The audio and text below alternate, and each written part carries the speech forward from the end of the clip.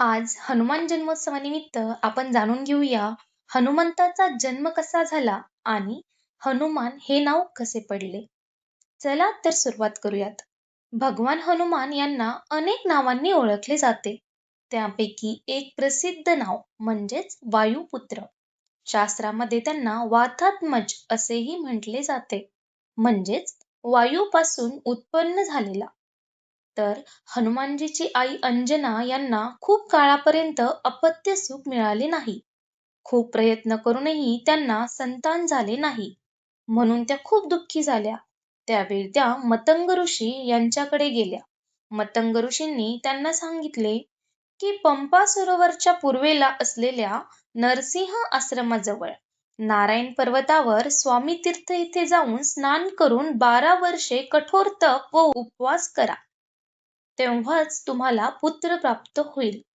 तेव्हा अंजनीने आपले पती केसरी यांची आणि मतंग ऋषींची आज्ञा घेऊन तपस्या सुरू केली. पूर्ण 12 वर्षे त्यांनी कठोर तप केले. त्या काळात त्यांनी फक्त वायू म्हणजे हवा यावरच जीवन जगले. अंजनीच्या या कठोर तपस्येने वायुदेव प्रसन्न झाले.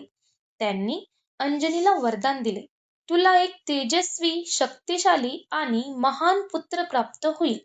या वरदानामुळे चैत्र शुद्ध पौर्णिमेला अंजनीला पुत्र झाला आणि वायुदेवाच्या कृपेमुळे जन्म झाल्यामुळे ऋषींनी त्यांना वायुपुत्र असे नाव दिले. पण वायुपुत्राला हनुमान हे नाव कसे मिळाले?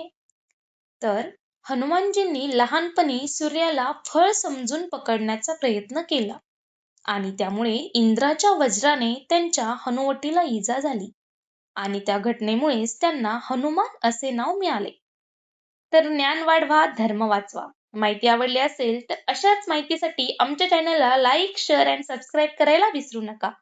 जय हनुमान.